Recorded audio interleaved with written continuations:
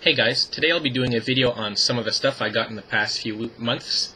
So to start us off, I have here the Sega Game Gear I got, and for it I also got the Master System converter, which allows you to put in some Master System games and to play Master System games on your Game Gear, which is, I think, is pretty cool. And with it I also got the Game Gear travel case, which essentially is just a case that lets you put in your Game Gear. I have a few manuals here. But, yeah. So, that's it for Game Gear as far as hardware, but I also got some Game Gear games right here. So to start off, I have The Lion King for the Game Gear. I also have Ecco the Dolphin, The Tides of Time. Here I got Bonkers Wax Up. And finally, Sonic the Hedgehog 2. Now another system I got, which I really enjoy, which I really wanted, but I didn't think I'd get, but I was lucky to get, is the TurboGrafx 16. Oh, let me just put it in frame. Okay. The TurboGrafx 16 was the first 16-bit system to be released to the mainstream, as console-wise, and it's really cool. It uses cards instead of cartridges, and I really like it. Even has a thing. Now there's an expansion thing for CDs. I don't have it. I might get it eventually, but it's sort of expensive. I don't think I'll be actively running for it. If I can find it cheap, I'll get it. A few things I also got for it, obviously, are some controllers. Which this one is actually my nicest one. It's pretty in perfect condition. The other one that I got, that actually came with the console, it's sort of melted. You see that? Yep, if it can focus. Here it looks a little. Come on, camera. Come on, camera. Okay, you see here it's a little melted, and so it was. I kind of wanted something more pristine looking, so I went out and bought a good looking one, and I also got a turbo stick, which is a TurboGrafx turbo joystick, obviously. And another thing I got with the TurboGrafx, before I get on to the games, is the Turbo Express, which this is a really cool handheld. It's a portable TurboGrafx. It's you can play every TurboGrafx 16 game on the Turbo Express, and it's actually kind of expensive, but I was lucky I got this and the TurboGrafx together for a pretty good deal, so happy about that. Now for some games, first we have, I'll just put it in the right order, Victory Run. I was actually pretty addicted to Victory Run when I first got the TurboGrafx, and I played it a lot on the Turbo Express too. I also got TV Sports Hockey. Got Bonk's Revenge. Got Vigilante. Got Power Golf.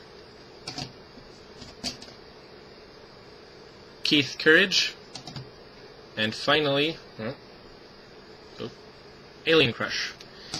That's it for the TurboGrafx. And another system, actually technically not the last, but sort of, is the Sega Saturn. Now this was the last Sega system I was missing to have all the mainstream Sega consoles released in North America. So I'm really happy about this one. And I've heard a lot of... I've never owned or played on a Sega Saturn before, but I've heard a lot of good things about it. A lot of people say that it's one of the most underrated systems to be released. So that's another reason I got it. And a few games I got... wait, before I get the games, I'll show some accessories. I got the... Sega Saturn 3D controller right here, and of course I also got just a normal Sega Saturn controller. I believe this is the first generation controller. The second generation controller was a little bit smaller. And finally, I also got myself, of course, a light gun.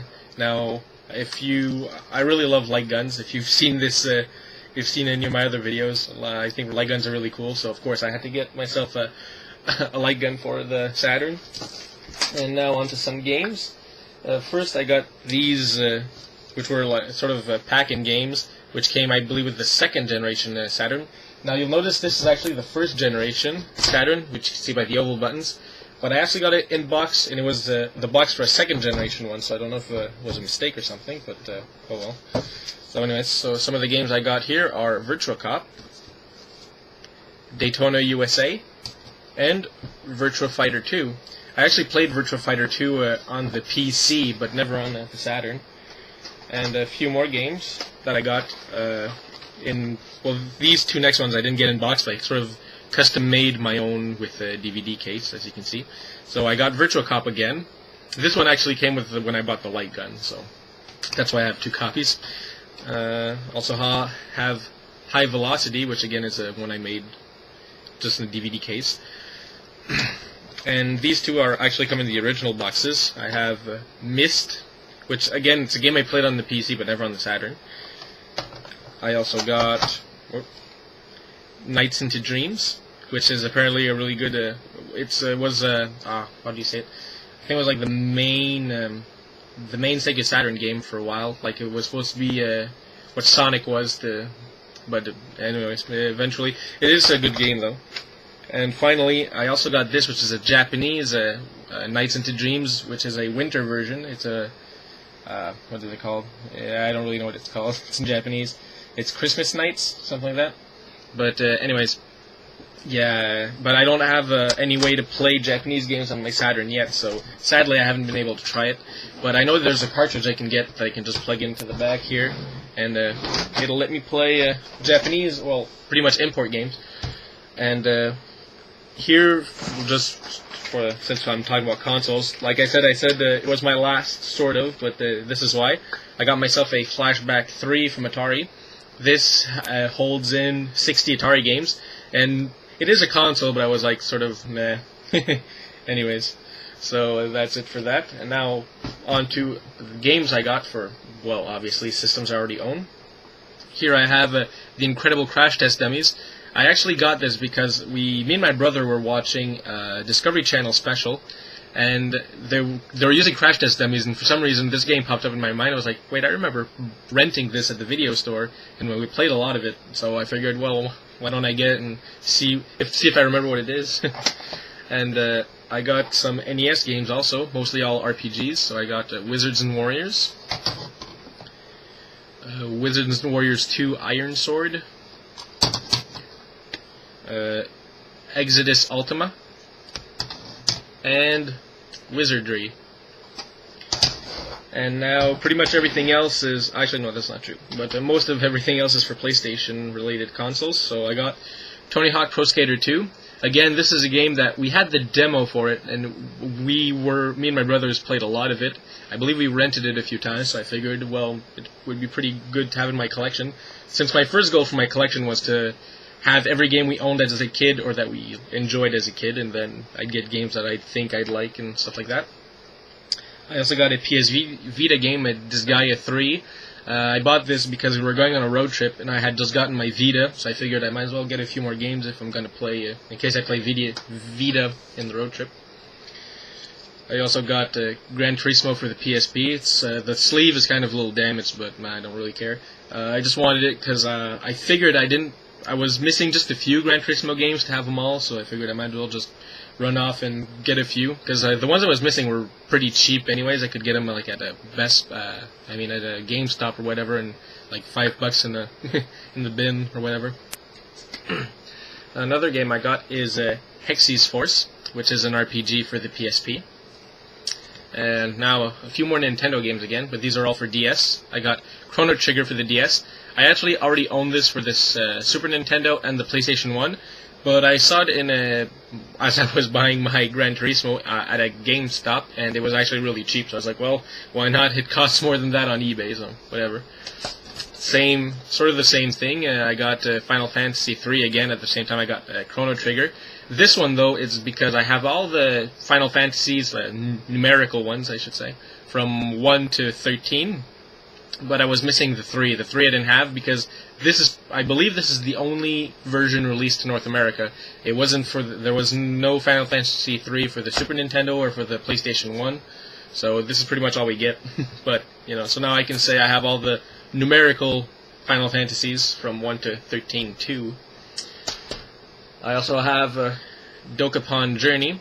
I bought Dokapon Journey because of this next game that I bought, which is Dokapon Kingdom for PS2.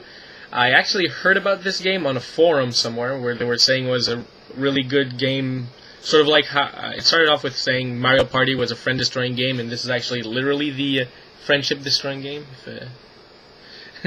And I actually really enjoyed it for the PS2. So, and then I just stumbled on it for the DS, and I was like, wow, okay, I'll get that too. And now all the rest is all PS3 games. Most of them are bargain bin titles, but it's stuff that, you know, I figured, well, it might be interesting to play. Killzone 2. Again, I had Killzone 3, so I said I might as well get Killzone 2. Resonance of Fate, which is a Sega RPG.